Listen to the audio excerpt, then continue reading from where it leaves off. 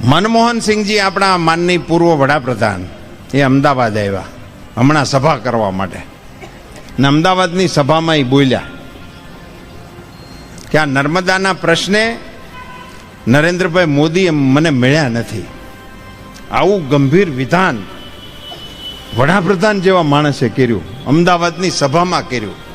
સાહેબ, વડાપ્રધાન એટલે એની એક કક્ષા કહેવાય. એટલે હું તો આજે પણ વડાપ્રધાને નિવેદન કર્યું છે, મનમોહનસિંહજી નહીં પણ ભારતના એક વખતના વડાપ્રધાને નિવેદન કર્યું છે, એટલે હું એની ટીકા કરવાના મતનો નથી.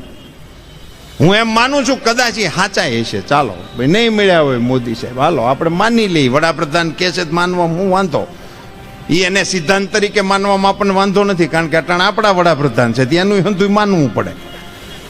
આનું માની તો આપણું માનવું પડે. એણે નરેન્દ્રભાઈ મળ્યા નથી. સાહેબ, નર્મદાનો પ્રશ્ન એટલે શું? એ કાંઈ ગુજરાતની કોઈ પાઇપલાઇનનો પ્રશ્ન હતો?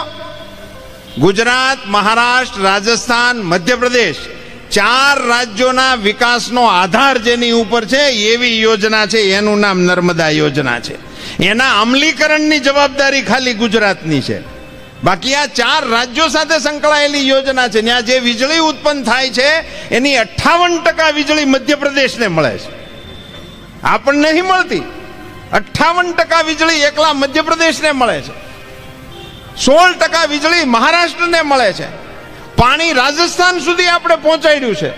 રાજસ્થાનની અંદર પાણી જાય. સાહેબ, રાજસ્થાનની બધી નદીઓ ગુજરાતમાં આવે, પછી સાબરમતી હોય, બનાસ હોય, સરસ્વતી હોય, આ બધી નદીઓના પાણી રાજસ્થાનમાંથી ગુજરાતમાં આવે છે. એનો અર્થ શું થાય? રાજસ્થાન ઉપર છે ને આપણે ઢાળમાં છીએ. એકમાત્ર પાણીનો રેલો કેવડિયાથી નીકળી નર્મદાની મેઇન કેનાલથી રાજસ્થાનની અંદર પહોંચાડવાનું કામ મારી સરકારે કર્યું છે.